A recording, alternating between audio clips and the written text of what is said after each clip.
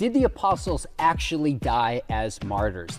Many of you know I did my doctoral dissertation on this in 2014, published an academic book in 2015, just finished a 10-year update on this. And I have shifted my views, it might surprise you, based on what I think the evidence shows. Now for me, I think there's few issues for which there's so much confusion and bad ideas being propagated by well-meaning Christians that undermines what we can know. Well, I've been on other people's channels to talk about this, but for the first time on my own, I want to tell you what I've concluded studying this for probably thousands of hours. And I invited my friend David Wood on to kind of put me in the hot seat, so to speak. Why? Well, with the updated More Than Carpenter, I thought Lee Strobel as a journalist could kind of pull the story out of it for me. Well, David Wood, number one, this argument was important to him in his own conversion in prison, interestingly enough. But also, he's interacted a lot with Muslims, and this is an objection against the Christian faith that comes up. So I thought he'd be the perfect person to put him on the hot seat. Let's go. Hi everyone, I'm here with Dr. Sean McDowell and definitely wanted to talk to him because there's an important topic that was very crucial in my becoming a Christian, and yet certain elements have been called into question. So lots of you know that I grew up as an atheist, and not just a normal atheist, an atheist with antisocial personality disorder, and that is a good recipe for ending up in jail. So I ended up in jail, and while I was in jail, I met a very interesting Christian. He was a guy who turned himself in for 21 felonies. We got into a series of conversations, and up until then, I had always thought that I had successfully explained the origin of Christianity. I knew that early Christians were going around preaching that Jesus rose from the dead. I thought I had an explanation for that. And the obvious explanation to me was Jesus had followers, Jesus died, his followers wanted to keep the movement going, and so what better way to do that than make up a story about your guy rising from the dead? So that made sense to me, but as I was having discussions with Randy, I don't even remember what led into this, but he started talking about how the apostles died. And he gave me a copy of Foxes Book of Martyrs, and going through the descriptions in Foxes Book of Martyrs, a kind of problem arose. So let me just give a couple quick quotations here. So gives a list of the apostles and other early Christians and starts explaining how they died. So Philip, it says he was scourged, thrown in prison, and afterwards crucified, AD 54. So pretty good information there. Even gives a date. Matthew, the scene of his labors was Parthia and Ethiopia, in which latter country he suffered martyrdom, being slain in the city of Nabada in AD 60. We've got James, the son of Zebedee, James, the brother of Jesus. It says at the age of 94, he was beaten, stoned by the Jews, and finally had his brains dashed out with a fuller's club. It keeps going. Matthias, Andrew, Mark, Peter, giving the details of how they died. And it's martyr, martyr, martyr, martyr, martyr, up until you get to John, and then it says he was not martyred with the rest of them. So these are the kinds of things that I was reading, and I instantly saw the problem for my theory. My theory was that these guys made up a story, but here they were being martyred for a story that, if I was right, they made up. And I tried to think of anyone else in history who died for something that he knew he had made up, and I couldn't think of one person. And then I thought, well, even if there was one person, what are the odds that Jesus got all of the lunatics of history who are willing to die for something they made up? So it called into question my entire theory, and I realized what I was saying was not the best explanation of the evidence. I ordinarily would have had a commitment to naturalism, so I would have had to have gone with something like hallucinations, but I was also wrestling at the same time with a kind of design argument and a moral argument, and it was enough to shake my confidence in naturalism where I wasn't presupposing that anymore. And so I was just looking at all the evidence and thinking, okay, Jesus died. These guys were really convinced that he'd appeared. What could have caused that level of confidence to where they were willing to endure torture and death? And seemed like the best, most obvious explanation was a man had risen from the dead. And so I became a Christian and went around sharing my reasoning. At first, I thought I invented that. I thought I invented that response to the disciples being liars. turns out other people had been thinking about that and realized that and arguing that long before me, among them Sean's dad. So I found out other people had come up with this before me, but was quite happy to share how I became a Christian and the role this played. It went by a long time, but I started picking up over the years that some of the sources that this information was based on and these claims are based on is significantly less reliable than other sources. And so started modifying how I describe it over the years, but still had a lot of confidence in the core argument.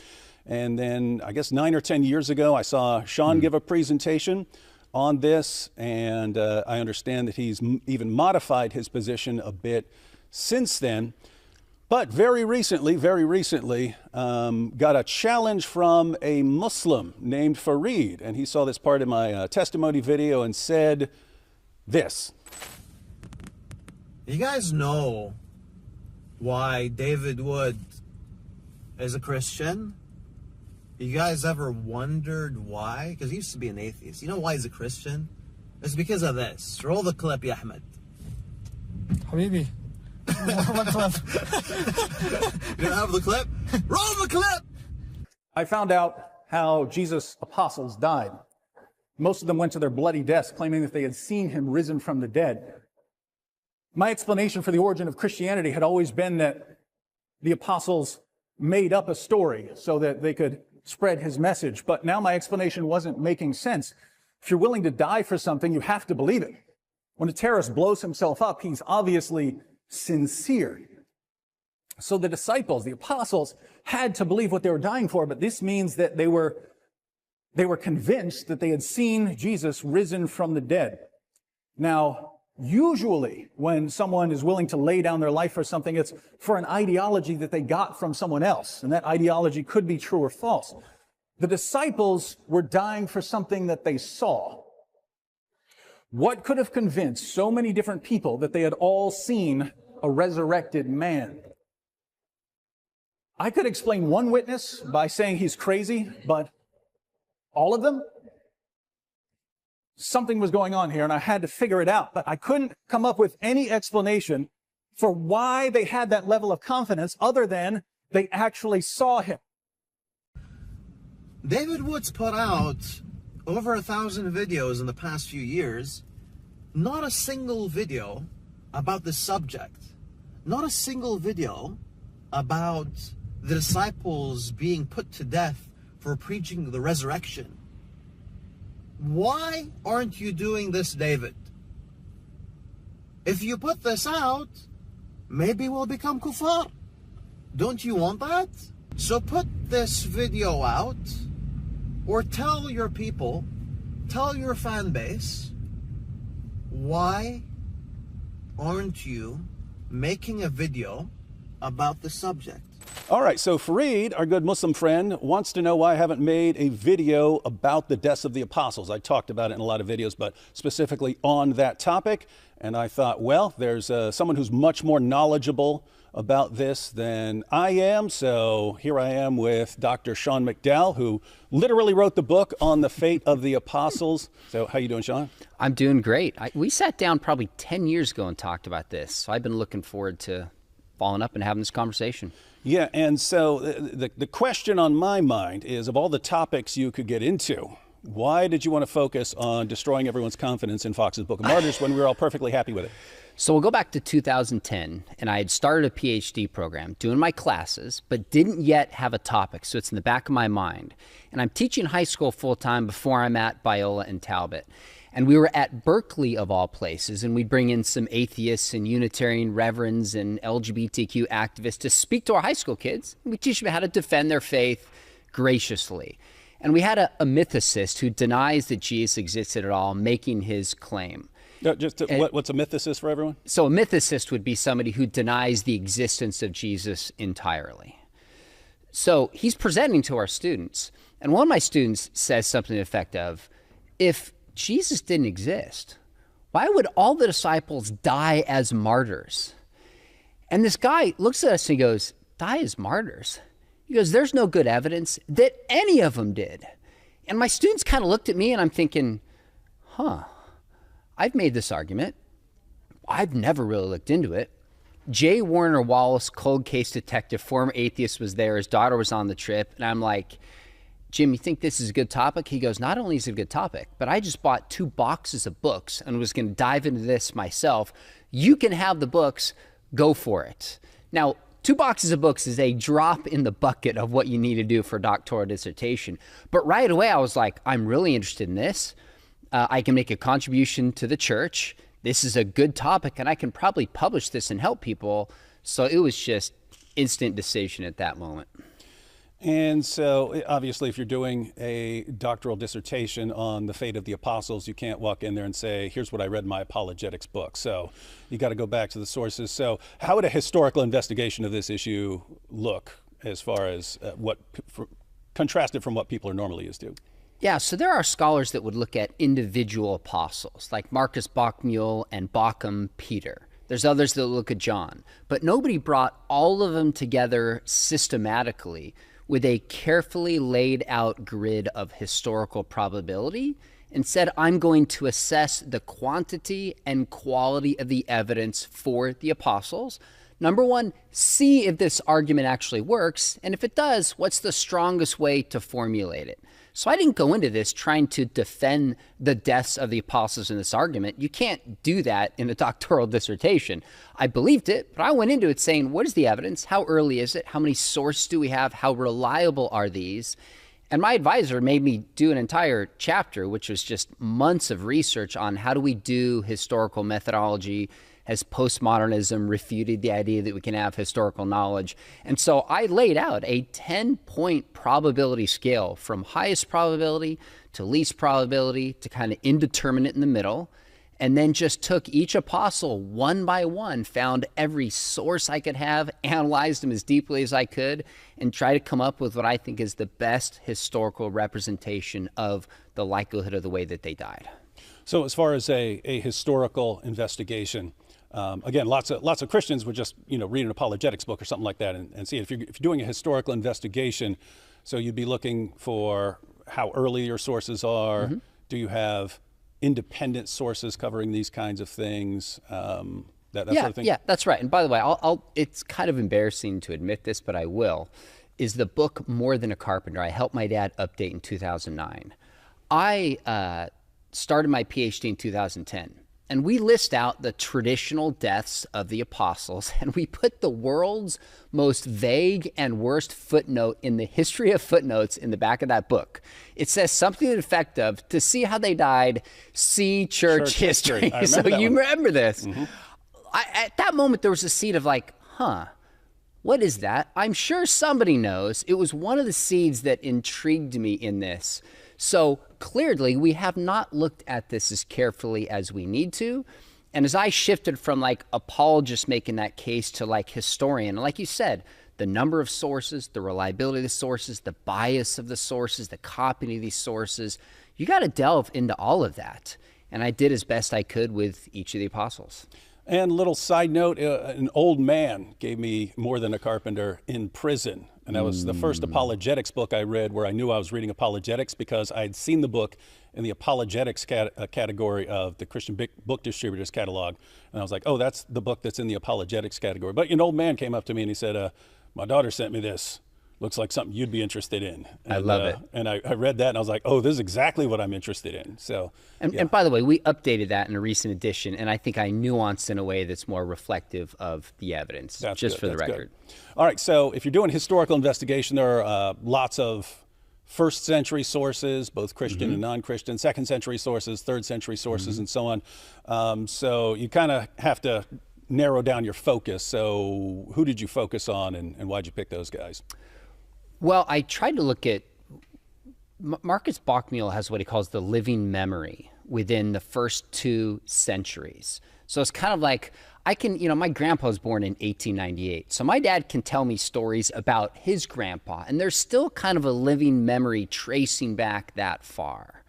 So within roughly to about 80 to 100, I tried to favor those sources because they have a higher degree of reliability. That doesn't mean everything in that period is reliable and everything out of it is not, but I tried to favor the sources within that period. Now, obviously, I'm going to take the 12 apostles, except Judas is replaced by Matthias. And then I decided to go with Paul because he writes 13 letters of the New Testament. Even critical scholars would admit 7. And he says he's seen the risen Jesus multiple times. And then James, the brother of Jesus, we have an account of his appearance in 1 Corinthians 15. And we also know that he spent time with Paul when Paul comes to Jerusalem, quite presumably and obviously to confirm that. His role in the early church, likely authorship of the book of James, felt like there was a weight with them. Could have studied Luke, could have added Mark. You got to limit your study somewhere. And my initial take was those seem clearly later and legendary. So bottom line, 12 disciples, and then James, the brother of Jesus, and the Apostle Paul. And this is kind of a side note, but it's closely connected. The issue of persecution in the early church, because the main relevance as far as my thinking was, and the thinking of other people, is that the willingness of the apostles to endure martyrdom showed that they were sincere in their belief and that they're not just simply making things up. They're at least taking it seriously. But persecution would kind of make the same argument. So even if they all had lived completely full and satisfying lives or something like that, if they had endured persecution for their beliefs, then it would sort of serve the same role. So I'm just wondering, as far as the sources go, the status of persecution in the early church. We've heard of the persecution from Emperor Nero and stuff like that. But is that also in question, or? So if there was no persecution, it doesn't mean they didn't die as martyrs. People can be killed for their faith even if there's not a system-wide persecution. But it creates a certain milieu and expectation and maybe likelihood that supports individual cases of martyrdom. Now, I think we make two mistakes. I think there's some Christians, in fact, yesterday I was talking to one who was like, from the moment that Christians became believers, there was this nonstop kind of, empire-wide persecution against Christians. I'm like, that is overstated. But there's also been some people like Candida Moss, who would argue has gone the other direction and undermined the evidence we have that at least it cost something for Christians, whether we call it persecution or not, to proclaim the living Jesus. And by the way, the issue was not that they said Jesus was God. It's that the Christians would not also sacrifice to the local deities, which was viewed as harming the empire. That was the issue. Now, if you start in the New Testament, it's a remarkable experience for me, David. I'd encourage people watching this, is I just read through the entire New Testament at least 2 times, and I noted every single time it made an indication that a follower of Jesus, it will cost them something for doing it. And I was like taken back at how much I missed it. It's like a golden thread through almost all of the New Testament. Of course, it's in the Gospels. It's in the letters of Paul, clearly like Philippians. He's writing likely from jail. Hebrews, it's all over Hebrews, the hall of faith in Hebrews chapter 11. It's in the book of James, chapter 5 in particular. Of course, Revelation. So you have multiple attestation in number, but also multiple attestation in the kind like letter, apocryphal, gospel. And then you get outside, and of course you have in 1:15, Tacitus is writing, and he reports that the Christians are kind of used as a scapegoat for the fire of Rome to get Nero clear of these charges. But we know this writing was not invented by Christians, because the way Christians are depicted, like as they're hated for these terrible things that they do, is not what Christians would make up. But what's interesting about that is it's tied to the name of Jesus, the kind of persecution that they're experiencing. Now, that was just in Rome, but if this takes place in Rome, you could say that there's precedent in the rest of the empire for doing so. And we see that in other instances as well. So I don't want to overstate it, but clearly we have reason to believe that it costs Christians to proclaim this faith from the text, but also outside in Nero. And then as you go later in the writings of Pliny the Younger, etc. All right, and now as far as something like Fox's Book of Martyrs, it's just stating these martyrdoms as facts, but again, some of the sources are significantly less reliable than others.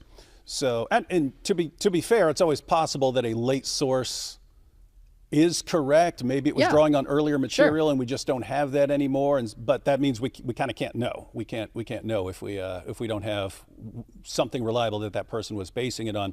So when you actually do historical investigation, take into account when the sources are from, and how many sources you have, and the quality of the sources, and so on. You end up breaking things down into 4 categories based on how much confidence we can have in what's going on. So the group that probably most people are interested in, so you break them down, you break down the apostles into 4 groups. The group that most people are probably most interested in is you have a group where the people on your list have a very high probability of having been martyred based on our information. So just clarify that category and tell us who's in it. Sure. So I would put 4 apostles in that. 2 of the 12, which would be Peter and James, the son of Zebedee, and then James, the brother of Jesus, and Paul. So of the 12, I think only 2 are in the highest level of historical probability or close to it. So if we break this down, Peter, for example, there's 2 first-century sources, John 21 and 1 Clement 5. And Bart Ehrman writes that at least these are sources that the writer is aware of a tradition of the execution of Peter. 2 first-century sources. And then depending on how you assess the sources, there's probably between 6 and 8 more sources in the 2nd century, all within that living memory that unanimously and consistently portray that Peter died as a martyr. I find no good reason to doubt Peter. I'd put him in the highest level. I'd put Paul. One side note, because it's in everyone's head. From Fox's Book of Martyrs, Peter is supposed to have suffered martyrdom at Rome during the reign of the Emperor Nero, being crucified with his head downward at his own request. So you mentioned that we have the sources on Peter and that you have a high degree of confidence that he was martyred. Yep. Is it in this specific way, or? Okay, so Fox's Book of Martyrs, the last thing he said is at his own request. Let me ask you a question, David. Do you think the Romans were in the business of taking requests about how you wanted to be crucified? Part of me says no, but I've known some sick prison guards who, if I would say, no, I don't want that punishment, they'd be like, oh, you want something else? Oh, okay. So I can actually, I wouldn't say it's likely, but I can imagine someone going, oh, you don't want to be crucified the same way? Let us come up with something creative for you. So fair enough. There are some examples of people being crucified upside down. As a whole, the Romans were not invested in trying to kill you the way you wanted to die. It was to humiliate and punish you in the way they thought best made that example. Could there be a possible exception? Sure. But the first time we have Peter being crucified upside down is in the Acts of Peter, which is an apocryphal text written about 180 or 190 AD. Now, I think there's a historical core to this, but you don't have the request and the sense of worthiness until appearing later in church fathers that start picking this up in the 3rd and 4th century. But if you read the first account, Peter's upside down. I think a better understanding is he's upside down because the world is turned upside down. And when he's upside down, he can see the world as it is. And Peter's death, like the death of Jesus, can help turn the world right side up. There's a theological reason behind it, as there is in a lot of the apocryphal Acts, rather than a historical one. Now, with that said, one of the areas that I've shifted is I thought Peter was crucified but not upside down.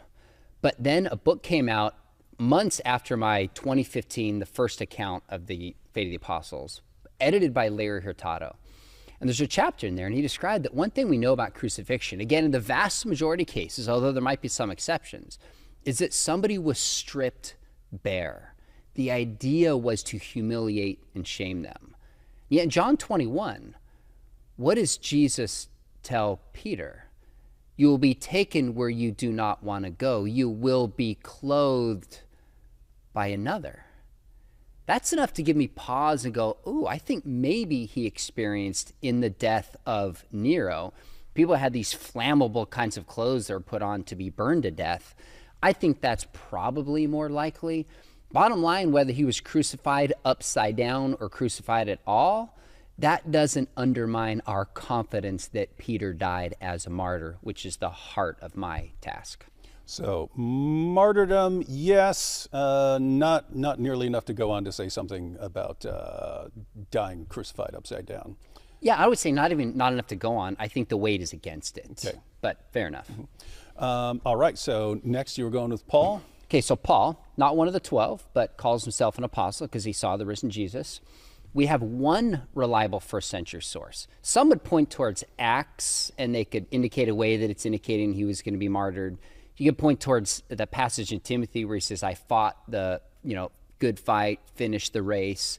If that's not written actually by Paul, some people argue 2 Timothy, they were aware that he was about to die as a martyr. We don't have to settle that one, but I think the first century, we have 1 Clement 5, one clear, reliable first century source, compared to Peter that has two. Second century, we probably have more like 6 to 8 sources, so a little bit less than Paul, but it's early, it's unanimous, it's consistent. I find no good reason to doubt that Paul died as a martyr. Now, Peter I put highest possible probability. Paul I put very probably true, just to try to be careful on my scale, but we have high confidence Paul died as a martyr. The other two, James, I would put quickly, James, the brother of Jesus. I'm sorry, let's go with James, the son of Zebedee. We had this account in Acts 12. It's one of the only 2 accounts of their deaths we have in the scriptures. Peter, John 21, James, Acts 12:2. Well, a lot of this relies upon the historicity of the book of Acts, which is beyond what we can go into now, but I think there's a strong case for it historically. We also have the reference Keener writes in his commentary when Herod Agrippa, the grandson of Herod the Great, kills him. It reads like an execution account. It's not flowery. There's no legend in it. And it says that this Herod did it to please the Jews. You find confirmation that Herod Agrippa had that kind of posture towards the Jews, unlike Herod the Great, in Josephus. So there's kind of this coincidence that incidentally supports it. And then all the later accounts that I could find line up with James dying in this fashion. So I had him originally at highest possible probability, put him down 1 since we only have one source for it. But again, no good reason to doubt that. James, the brother of Jesus, what's interesting about this is he's the only apostle for which we have Gnostic, Christian, and Jewish sources. We have Josephus in the 90s. We have Christian sources, like when you get into the 2nd century, Dionysius of Corinth. And then you have like the 1st and 2nd Apocalypse of James, somewhere in the 2nd, 3rd century, possibly one of us is even later, all pointing towards his martyrdom. I actually raised my confidence in James because I found some scholarly journals pushing back on this. And I spent time reading them and engaging with scholars, and when it was done, I thought their arguments so don't work. I'm more convinced he died as a martyr than before. People can read the book for the details, but I think those 4 were in very solid ground saying they died as martyrs. And I think the 4-man lineup there is interesting in that you have 2 followers of Jesus, and then you have Paul, who's a persecutor of the early church, and then James, at least according to the Gospels, is not terribly confident that his brother is the Messiah at first, and then later on becomes a leader in the early church. And you try to figure out why Paul and James had such a radical shift, and you're stuck with the resurrection, because that's what the claim was back then. Just wanted to connect this once more to persecution. You're talking about the Apostle Paul, but we have from his own hand some of the descriptions of what this was like. But here, let me pull it up. 2 Corinthians 11. Yeah, right? he says 5 times, verse 24 of chapter 11. 5 times I received from the Jews the 40 lashes minus 1. 3 times I was beaten with rods. Once I was pelted with stones. 3 times I was shipwrecked. I spent a night and a day in the open sea. I have been constantly on the move. I've been in danger from rivers, in danger from bandits, in danger from my fellow Jews, in danger from Gentiles, in danger in the city, in danger in the country, in danger at sea, and in danger from false believers. I have labored and toiled and have often gone without sleep. I have known hunger and thirst and have often gone without food. I have been cold and naked. Besides everything else, I face daily the pressure of my concern for all the churches. And so Paul definitely went through a lot of persecution, and he points out that he'd been persecuted more than most others. But also in 1 Corinthians, he puts like the apostles in that category of being what he calls like we're the scum of the earth, and that's how we're treated. And so it wasn't an issue of becoming an apostle. It's a great life. That's exactly right. I agree with that. So, and in addition to that, you're concluding that he was most likely martyred. So those are the guys you put in the sort of highest category probability-wise. Yeah. And for people who are thinking, why are you talking about probabilities and stuff like that? Well, that's how history works, right? That's exactly right. Dealing with ancient sources, you have to figure out the best explanation for the evidence. Okay, so that's the highest category, but the next category would be apostles who kind of seem like they died as martyrs, but the evidence isn't as strong as it is for Peter, Paul, and the two Jameses.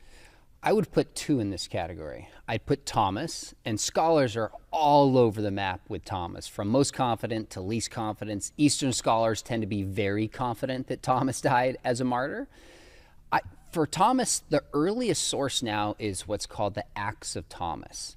Now you're at 200 to 220 AD. So it's a book that has some legendary content in it, although I think it maintains a historical core, but it's also pushing that living memory boundary. If that's all we had, I'd probably conclude that it's inconclusive. But we also have the traditions of the St. Thomas Christians who don't have an early written record, but they have poems and they have stories and they have songs and traditions, and arguably the burial spot going all the way back to the time that Thomas founded the church in India. It seems to me that those are independent. Somebody needs to do a doctoral dissertation comparing those two traditions and seeing if we can answer that definitively. Because if the St. Thomas Christians totally rely upon the Acts of Thomas, we have one source. If it's separate, we have two. I tend to think it's two, but we need a deep dive on that. Bottom line, for those first four, if somebody said, are you willing to bet your house that they died as martyred? I'd be like, game on, let's bet it. These, I only would do so if forced to bet my house. I'd say, all right, I'm going to land on the side of Thomas, but with a lot less confidence than the others. Andrew, we have two sources, Acts of Andrew in probably in the 2nd century. And then we have a later writing, maybe early 3rd, called Hippolytus on the 12. Both describe his crucifixion in very different ways that seem independent. So I put that as like more plausible than not, maybe like 51% minimal confidence you could have. But if I had to bet my house, two moderately sources, no contradictory accounts, probably those two died as martyrs. And it's I've met some of the Christians from the area of Thomas. That's how they explain themselves. We got this from Thomas, and it's part of their identity for sure, and it goes back early. Now, you mentioned someone doing a doctoral dissertation on the topic. Would be cool for someone from that community to do that. I love it, or somebody outside the community. So you have these two categories. Then you have the third category, which is what I don't know what you call it. I'll call it the we don't have enough evidence to go on to make any conclusions category. But who'd be in this? Well, so you have these early Acts, Acts of Peter, Acts of Paul, Acts of John, that I think maintain a basic historical core. When you get to like the 4th century, these Acts seem to be completely unhinged from history.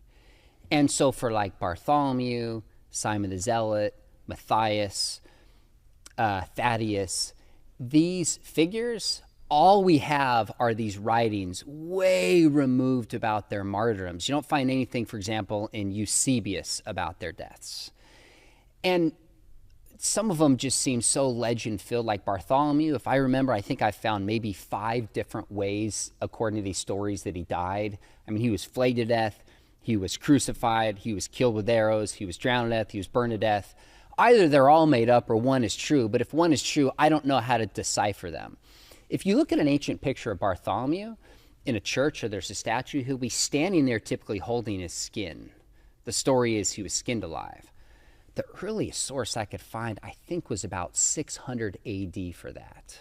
Now, that doesn't mean it's false, but how much historical confidence can be put in that? Now, I had to get books and study, like, what did skinning entail? Did it exist at this time? And some of this was, like, morbid, actually, to read. I did not enjoy that. But skinning was practiced, and it could have happened to him. I just don't think we have any good or early evidence to conclude. So those, I think I put 5 in that category. I just don't think if we're looking at this historically, we know. And by the way, just last week, someone was from the Armenian church, and they were talking about the stories of Bartholomew. There's some traditions who went there, Andrew. And they're like, Sean said none of these are true. And I said, I'm not trying to rain on anybody's party and destroy traditions. I just want to know historically, what can we actually conclude about the stories of their deaths? That's an important point, because if you're talking about what you can confirm historically, most things that have ever happened you can't confirm historically. You have to have reliable sources telling you that these things happen and so on. So yeah, if someone has a tradition for their church or something like that, doesn't mean it didn't happen. You just, if you're approaching it as a historian, saying, can I confirm this from the perspective of a historian? Exactly. Yeah. All right, so then there's the 4th category of people who died natural deaths, apostles who died natural deaths. And according to Foxes Book of Martyrs, there was just John. There was just John. What do you think? So I put 3 in this category now. When I started, a few things surprised me. I went into it assuming what Foxes Book of Martyrs said, that likely they died as martyrs and John didn't. My assumption was that was probably true, but had to look at the evidence. I was surprised to find some scholars like Ben Witherington and Richard Bauckham who make the case biblically and extra biblically that John died as a martyr. Since my first publication, there's been another writing by Dean Furlong. He makes this case that John died as a martyr. Part of me is like, wow, if I could get more, that would make my case stronger. But of course, I've got to follow where I think the evidence leads. And they'll point to things like, I think it's in Mark chapter 10, where Jesus says, the disciples are walking with Jesus, James and John, can you drink the cup that I'm about to drink? Well, in many cases, drinking the cup is martyrdom. We have James in Acts 12 dying as a martyr. That's kind of biblical evidence. You have John all at the beginning of Acts and then disappearing and not showing up at the Jerusalem council. Why? Because he was martyred is the argument that they make. You have church calendars appearing, I think the earliest maybe the 4th century in the 300s. And you have this quote by Philip of Cede in the 5th century, a church historian, that refers to the martyrdom of John. I'm not convinced by that case as a whole. For example, when I talk to experts on Philip of Cede, that quote is probably not original to Philip of Cede. I don't think we can trust it. I don't think the cup necessarily has to be martyrdom, although I suspect that some people like Tertullian might have invented John going through the boiling oil and surviving to fulfill that as what he thought was a prophecy. Maybe, I can't prove that, but I suspect it. So I still think John died naturally, and I'd love to be convinced, but I'm just not persuaded by it. Where I really shifted, which I think is interesting, David, is on Matthew. So Matthew, I concluded, was indeterminate. We couldn't know, because I found traditions that were in favor of martyrdom and against it. Published this in my 2015 book. A French scholar reaches out to me and he goes, Sean, I don't know what translation of Clement of Alexandria you're reading. And I'm like, the Ante-Nicene Fathers, the typical English edition. He goes, if you go back to the original Greek, which is earlier, there's a negation that's not in the English. Now, you and I know a no or a not literally flips the meaning of something. And so I couldn't just take his word for it. I checked with a few other early scholars. I'm like, which is early, which is reliable? And I think he's right about this. So if you go to this passage in Clement of Alexandria, middle 2nd century, he's quoting someone named Heraclian, who refers to 4 apostles who I thought was saying died as martyrs. I think what he's saying is he's making a distinction between those who confess the faith and die, and those who confess the faith and die because they've confessed the faith. And I think the clear indication is, once I read it with this negation in context, was saying that these 4 actually died natural deaths. So when I look at that, there's a second early source for the natural death of Matthew, which is in Hippolytus on the 12. I believe that is. And then you don't have an account of the martyrdom of Matthew until the 5th century. So the earliest accounts have him dying naturally. And then you have later accounts of him, some dying naturally, some dying as a martyr. So I flipped on Matthew, and I think he probably died naturally. Philip, I'm really close on this one, because Philip is also cited by Heraclian in Clement of Alexandria as dying naturally. And then the earliest martyrdom for Philip is in the Acts of Philip, when I think the Acts are unhinged from history in the 4th century. And then later traditions have both. So I don't know if I bet my house on Matthew or not. I'd have to think about that. I think he probably died naturally. If forced to, I would say that Philip did.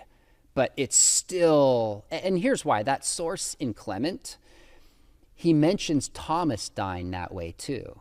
But I don't think Thomas died that way. So I think he probably got Thomas wrong. He doesn't mention John dying naturally. Well, why not mention John? So it raises some questions that I don't know how to answer those questions. And this is the task of a historian, to say, okay, what source do we have? How reliable is it? Where did this source give information? Can we confirm it? In the case of Matthew, we have a few early sources he died naturally. So I think Matthew probably died naturally. So I put 3 in that category, David. And a number of other historians, as I looked into it, actually assess it pretty similar to that as well, such as Brian Litfin in his book After Acts, which is a great popular book of the fate of the apostles. So you've got 4 categories based on what you can determine historically. The highest evidence we have for martyrdoms you would apply to Peter, Paul, James, son of Zebedee, and James, the brother of Jesus. Yep. Then you have, seems more probable than not, but not the same evidence that you have for those original 4. And you put Thomas and Andrew in that category. Yep. And then you have a category just indeterminate. We don't know, natural death, martyrdom, we don't have enough information to go on. And then you have 3 that you would say evidence leans towards these guys just dying natural deaths. Yeah, to different degrees. I think John pretty high, Matthew moderately high, Philip minimally high. All right, so that would be your position in contrast with Fox's Book of Martyrs. So we have to decide who we're going to believe here. But we want to cover a couple of objections here. Okay. Cover a couple of objections. So this is kind of a strange one to me, because when I thought about it, I understood this in like 2 seconds. Okay. Like I understood instantly as soon as I realized how these guys died, that they are in a different category from people who are willing to die for what they believe today. They're in a different category from most people who die for what they believe. People die for what they believe all the time. And so you say, okay, the apostles obviously believed what they were dying for, believed what they were being persecuted for. And so you would conclude, therefore they can't, it makes no sense to think that they're making something up deliberately. But just instantly people will start saying, well, what about the 9/11 attackers and stuff? Exactly. Does this mean that Islam is true? What about this? Does that mean that's true? What about Buddhists who die for what they believe in? Does that mean it's true? And so how about you clarify what you're actually saying for people? I was in a bed and breakfast in, I think, Missouri, and I was having breakfast with a nun, and she started grilling me on this while I was doing my research. I always think of this when someone raises this question, because it's a good one. It's the natural objection that people raise. I'd say 2 things. There are martyrs in other faiths and belief systems. I would not call the 9/11 hijackers martyrs. I call them murderers, because they are taking the life of other people rather than willingly laying down their life at the hand or sword of another. But nonetheless, they died for what they believed and were willing to give their lives for it. We have Buddhist monks light themselves on fire, kamikaze pilots for the cause. So there's other martyrs. We actually have second Maccabees. We have the Maccabean martyrs. willing to lay down their lives. The question we have to ask is why? So the Maccabean martyrs refused to compromise the law. The Buddhist monks do this in Vietnam because they were protesting it.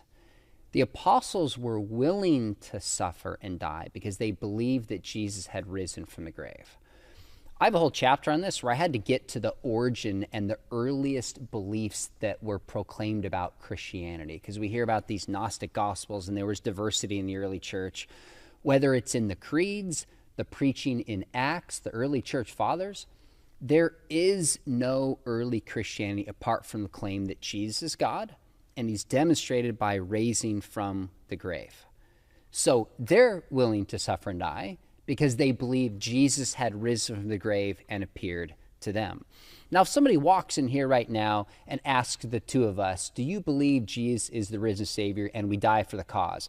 By the way, if one of us is going to die for the cause, I have a feeling it's going to more likely be you, but maybe these are famous last words for a separate issue. But if they walk in here right now, all that proves is, well, Sean and David really believe this. But there's nothing evidentially significant whatsoever for Christianity tied to our beliefs, because we are 2,000 years removed from it. But the apostles were there. They claimed to have seen the risen Jesus. That puts them in a different epistemic position, you might say. And what we know about this relies upon their testimony. Now, their willingness to suffer and die doesn't prove that Christianity is true. I don't think in principle it overturns the hallucination hypothesis. We can handle that on different grounds. But they're not making this up. They minimally really believe that Jesus appeared to them, and they're willing to suffer and die for it. So we know the early Christians are going around preaching Jesus is Lord and that he died on the cross and rose from the dead. And we're looking for the best explanation for why they're making that claim. One of the possible explanations of people going around saying a guy rose from the dead and appeared to us, one possible explanation would be that they're lying. Yep. And so this is meant to block that objection. They do not seem like liars. They seem very sincere. And even when you look at other, that's what they would have in common with other people who are dying for what they believe. I do not question the sincerity of confidence in Islam of the 9/11 hijackers. I don't either. I believe that they were completely sincere. I don't believe they were like, hey, you know what I don't believe? Islam. Let me go do this. I don't believe that. So it shows that someone is sincere. And you could have other examples of this that have nothing to do with it. If someone walks in here and says, I believe aliens exist, and I say, okay, why do you believe that? And it's like, well, look at the universe is big and so on. I'd say, okay, then you're inferring that from the size of the universe and just probability or something like that. If someone tells me he saw an alien, I would be wondering, are you making things up?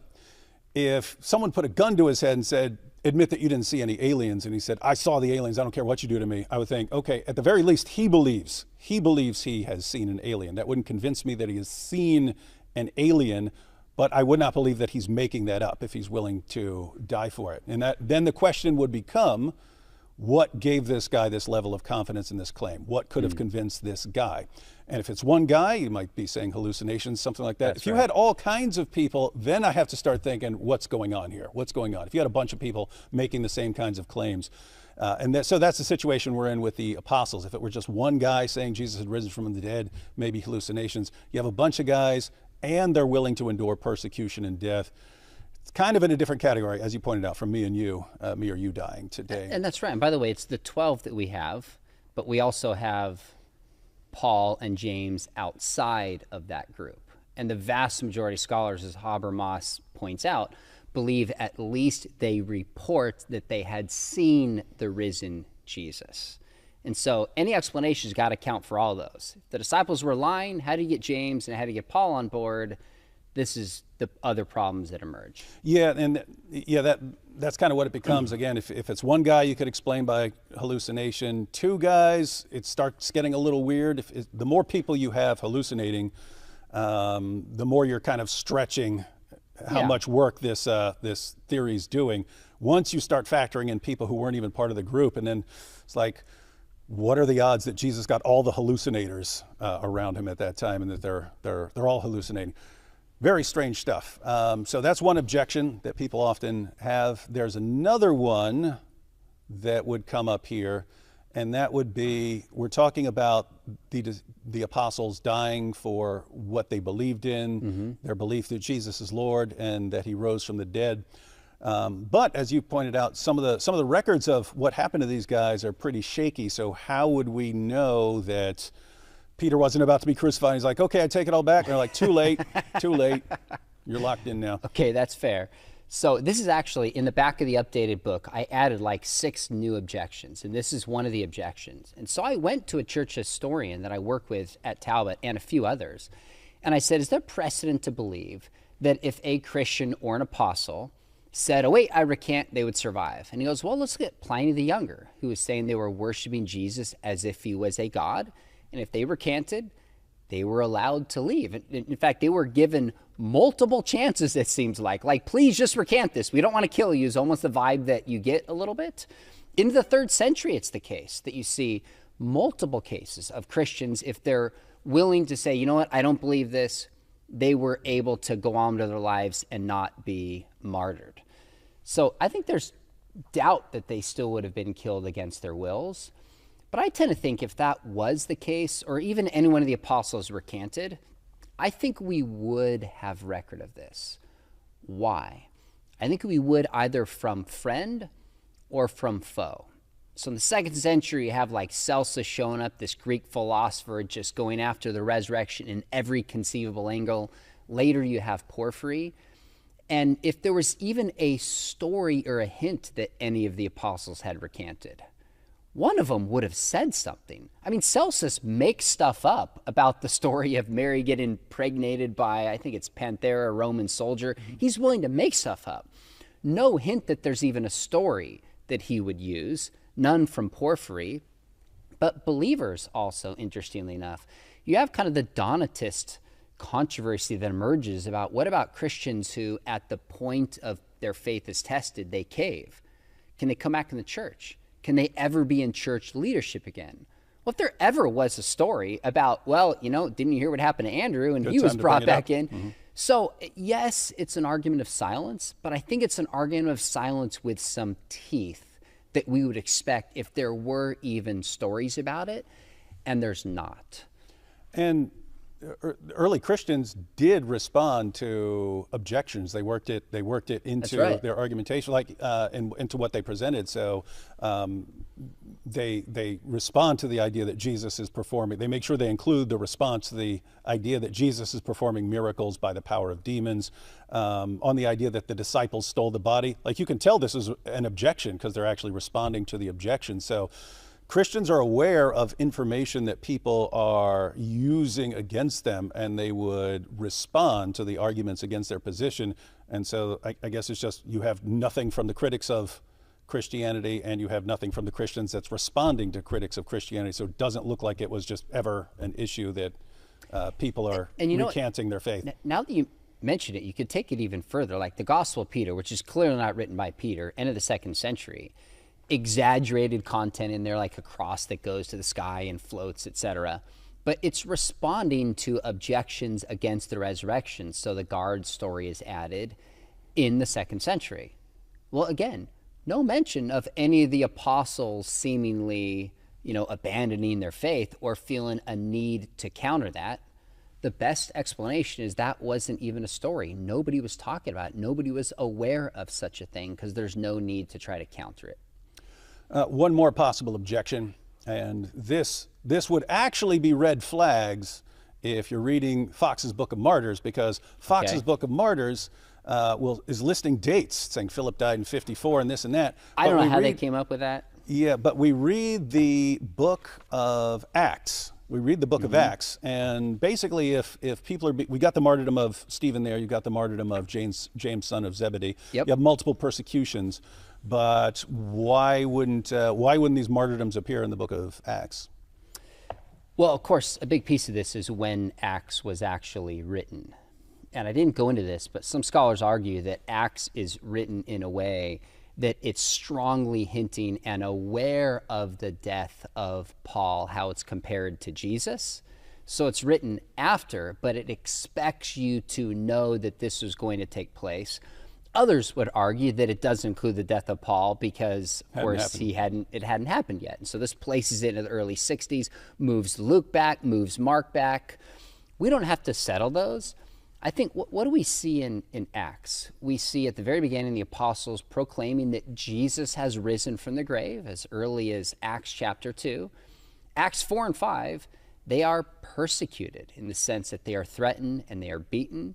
We have Stephen in Acts 7, who is clearly put to death for his claim that Jesus is seated on the right hand of the Father like the Son of Man. You have James in Acts 12. So this is at least, in the early 40s. I wrote down multiple chapters here that just kind of indicate in Acts, all the precedent that we have is they go out and they keep proclaiming. Paul, interestingly enough, in 1 Corinthians 15, I did want to read this because I thought you might bring this up, explains that Jesus died for sin, was buried, raised on the third day, appears to Peter, the 12, the group of 500, James, the brother of Jesus, finally to himself, although he considers himself the least of the apostles. He considers himself alongside the other apostles as witnesses to the resurrected Christ. Then he writes, he said, whether then it was I or they, the other apostles, so we preach, present tense, and so you believed. In other words, when Paul writes this now in AD 55, probably 30 to 35 years after the death, and the apostles had left by this time, he says, we still preach the risen Jesus. And then he gets the early church fathers, and they don't list all the apostles by name, but I think there's 8 sources up until AD 200 that say the apostles, to varying degrees, believe they saw the risen Jesus, they're witness to this, and they go to the ends of the earth proclaiming it. So we don't have an account saying, interviewing Matthias at the end of his life. Do you still believe this? Are you willing to suffer and die? No, we don't have that. That would be really nice. But one reason we don't is people at that time were not asking the questions that you and I are asking. They're asking theological questions. They're trying to survive. You don't really have a church history until Eusebius, who writes in the 300s.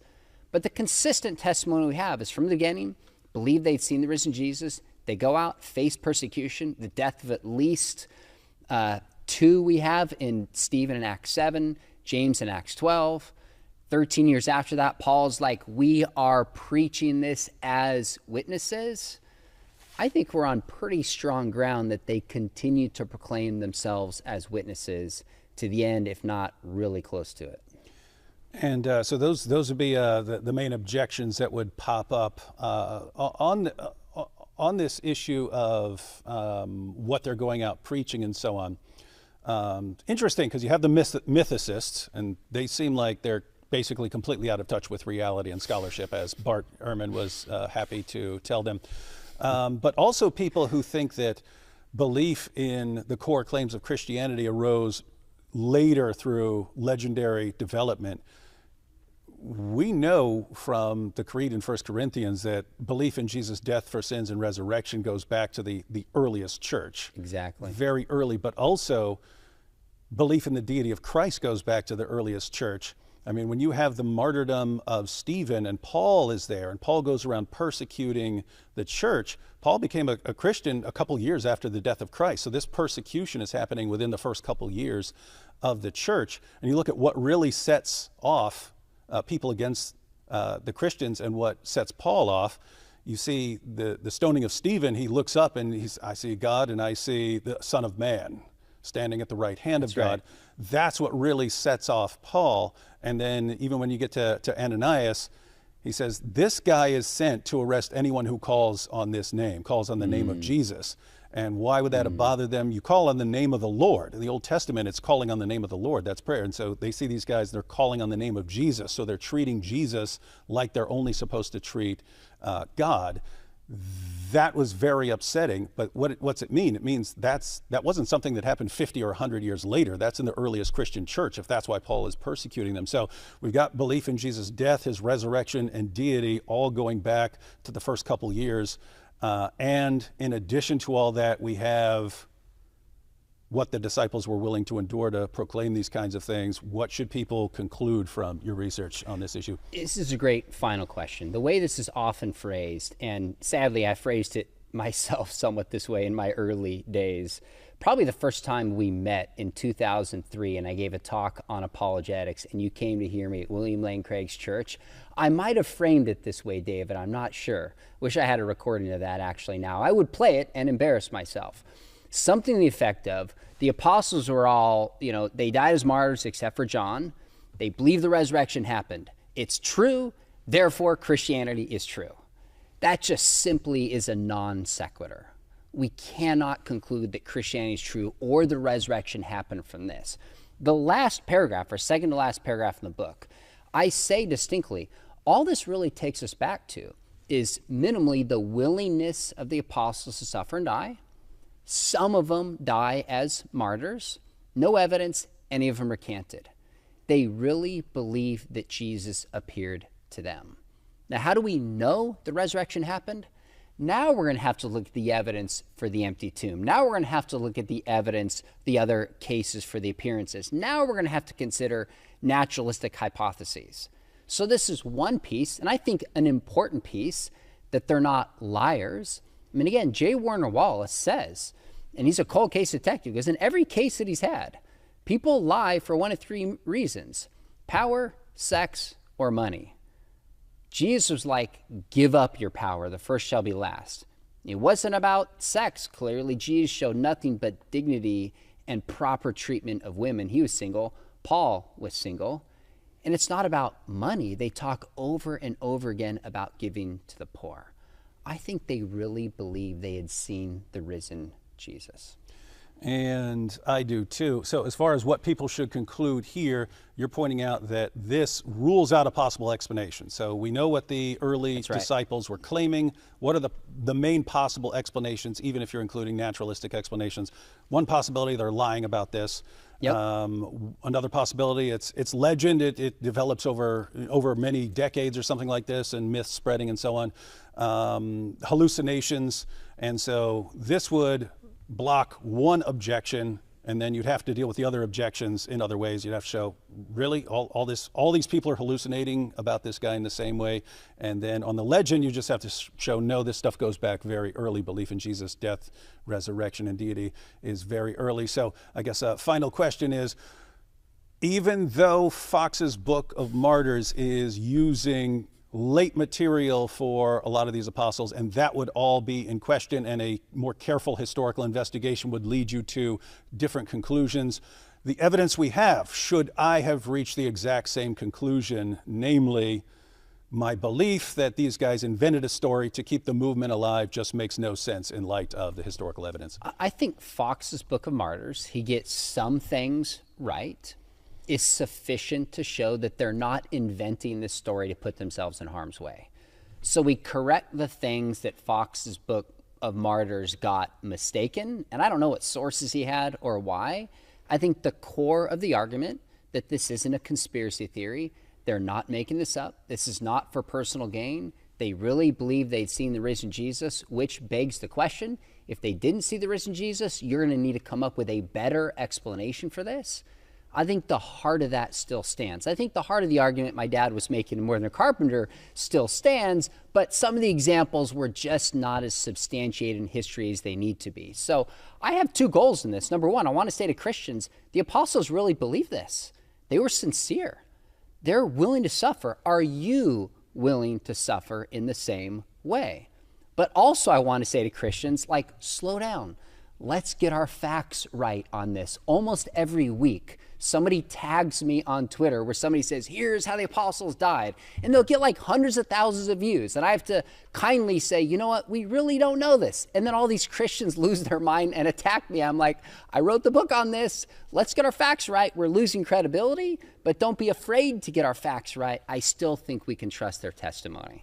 And what really fascinates me in all of this is that when I started looking into the resurrection, just to respond to this Christian, I thought it was just going to fall apart the moment you start examining it. And it's a similar situation with a bunch of these issues. You would think especially if you believe this stuff is made up early on or later on, you're just going to start looking at it and you're going to find all this evidence just evaporate and all these claims evaporate. And yet, the more you investigate, the more you realize, wow, this claim about Jesus dying and rising from the dead, this goes back to the earliest level. So it's not something that arose later. Belief in that he is Lord and that they're treating him as God, that goes back to the earliest level. And then here, why should we trust these guys? Even when you're applying the tools of the historian and being critical and skeptical, you still come up with the same conclusion. Not all the same details, but the exact same conclusion. There's no way these guys are lying. Amen. All right. Well, thank you, Sean McDowell, for clearing that up for everyone. And guys, let's all try to base our arguments on the evidence we have available to us. And, you know, if you read that argument in the past, like I have, and you've been using it, that's fine. You went with what you had, but we have more accurate information to go on. So let's make sure we're all using the best information in our apologetics.